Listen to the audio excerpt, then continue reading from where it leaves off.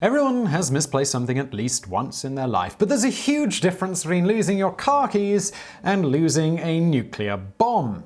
That's right, there are weapons of mass destruction out there that have either been accidentally dropped or have gone totally missing. Many of them are not in any danger of exploding, while others could potentially go off at any moment. Of course, every single one of these missing weapons are exposing the surrounding area to high levels of radiation, which means the long-term effects may be just as deadly. The US Department of Defense calls these broken arrows, which doesn't sound nearly as bad as, whoops, we can't find the nukes. Unlike those car keys, you won't find any of these nukes under the couch anytime soon.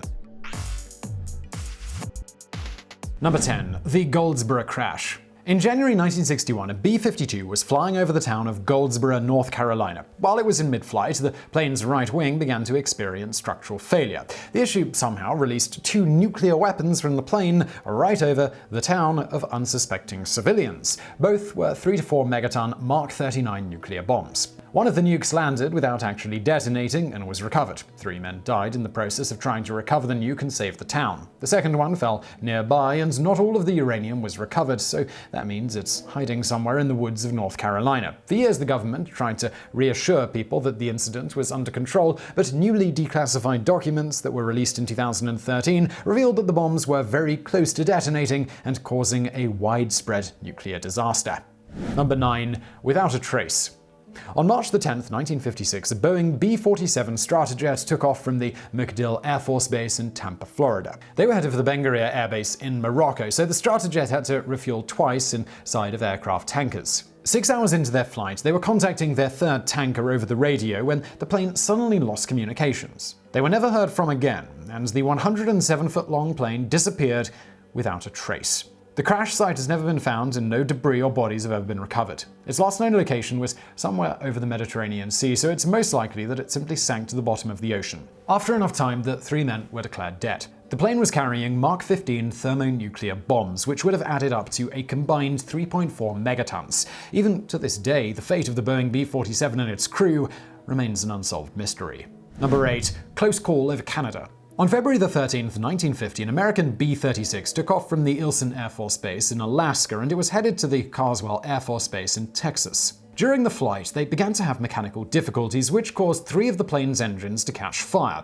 Considering that they were flying over Alaska in the winter, the conditions were so incredibly icy that they had nowhere that they could safely land. The pilot could tell that they were going down and flew out over the Pacific Ocean to try and minimize the damage. Luckily, the Mark IV nuclear bomb that was on board the aircraft was considered to be a dummy capsule, meaning that it was not powerful enough to reach its potential, which is twice the level of Hiroshima. But it was enough to cause a blinding flash of light and an explosion. The wreckage of the plane was later found on Vancouver Island, Canada. For 66 years, the nuclear bomb was missing, but in 2016, a diver finally found the missing nuke while fishing off the coast of Canada. When he first saw the 12-foot-wide metal object under the water, he had no idea what it was and told the crew that he'd found a UFO.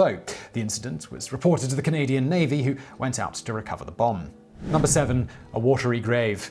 On February 5, 1958, pilots from an Air Force base in Florida were sent on a training mission that simulated nuclear attacks with the Soviet Union. They were flying B-47s, which were new and innovative jets. Pilots were required to run a simulation where they pretended to attack the town of Radford, Virginia. During the mission, they flew over a base in Charleston, South Carolina. They had no idea that one of the other planes was taking off, and they had a head-on collision. The pilot, Howard Richardson, had to think quickly about what to do next. He decided to fly over the ocean and drop the Mark 15 bomb off the coast of Tybee Island, just outside of Savannah, Georgia. The bomb did not detonate, but it still contained massive amounts of uranium. The Pentagon sent the Navy to search for the bomb immediately, but it was never recovered.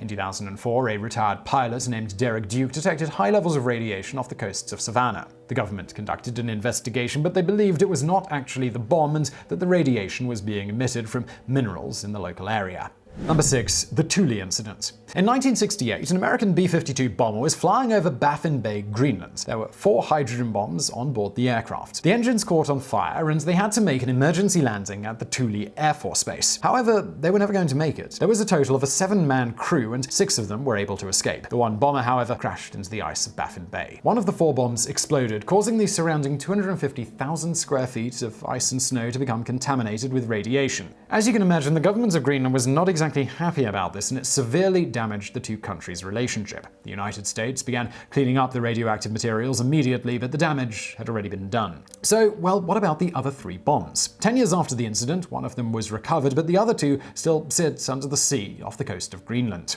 Number 5. The Mars Bluff Incident. On March 11, 1958, the tiny town of Mars Bluff, South Carolina, was having a peaceful day. The birds were chirping and the sun came up over the horizon. The citizens of the town, they had no idea that their homes would nearly be obliterated by nuclear weapons falling on their head. A Boeing B-47ELM Stratojet was leaving Hunter AFB in Savannah, Georgia, and headed to England in order to practice a mock nuclear weapons test. However, the bombs they kept on board were very real Mark 6 nukes. The captain was doing a check on the bomb when he somehow accidentally pulled the emergency release pin. This caused the bomb to drop on the home of a civilian named Walter Gregg. Thankfully, the nuclear rod had not been inserted into the bomb that day. If it had, it would have wiped out everything in a 10-mile radius. Gregg and his family miraculously survived. He sued the US Air Force and was given $54,000, which with modern inflation is more like $477,000. Number 4. The Bent Spear at Minot. During the Cold War, the United States was stockpiling nuclear bombs just in case they ended up getting caught in a conflict with the Soviet Union. After World War III never happened, the government had a surplus of weapons that he didn't know what to do with. So when nuclear bombs become out of date, they're kept in an underground bunker called a weapons graveyard. On August 29, 2007, a group of men at the Minot Air Force Base in North Dakota were gathering 12 supposedly dead AGM-129 missiles to deliver them on a B-52 bomber. From the outside, all of the weapons looked the same. The men had no idea that half of those missiles were actually nuclear warheads because they were never labeled properly. Collectively, those missiles had the power of 10 Hiroshima bombs. Those warheads flew for about 36 hours before anyone was aware that they were nuclear. The story caught the attention of the National Security Council, and they realized just how terrible safety checks truly were, even after all of these years. Technically, this story is about nuclear bombs actually being found instead of lost, but the fact that there are so many of these things lying around that the Air Force can't keep track of them is truly disturbing within itself. Number 3. The Kirtland Cover-Up. On May 22, 1957, a B-36 bomber left the Biggs Air Force Base in Texas and flew towards the Kirtland Air Force Base in New Mexico, which is just a few miles outside of Albuquerque. A safety release was accidentally triggered when the plane was experiencing turbulence. And that's all it took for the thermonuclear bomb to fall out of the bottom of the plane along with the bay doors. Thankfully for the citizens of Albuquerque, the state of New Mexico was filled with miles of empty desert. When the dust settled from the explosion, the bomb created a radioactive crater that was 12 feet deep and 25 feet in diameter. Experts who analyzed the crater estimated that the bomb must have been 10 megatons, which is the equivalent of setting off 1 million tons of TNT. At the time, the government sent out a cleanup crew. They concluded that there was not a significant amount of radioactivity in the area. The documents remained classified for 30 years. However, in the 1950s, scientists had a very primitive understanding of fallout, so it's very possible that this radioactivity could have had even more negative consequences than leaving a big hole in the ground. Number 2. East Coast Errors.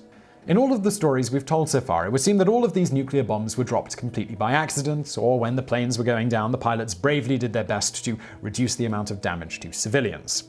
But in the next story, the crew very purposefully tossed the bombs overboard in an attempt to save themselves. On July 28, 1957, a C-124 aircraft was flying towards the Dover base in Delaware when they lost power from 2 of the engines. This made the plane unable to fly straight. They believed that if they wanted to balance themselves out again, they would need to dump excess weight on one side. The bombs were dropped into the ocean just outside of Atlantic City, New Jersey, and the crew was able to land safely without any casualties. The Navy attempted to search for the weapons, and they couldn't be found. According to declassified documents, they should not have been in any danger of detonating, but it might just have resulted in some radioactive fish.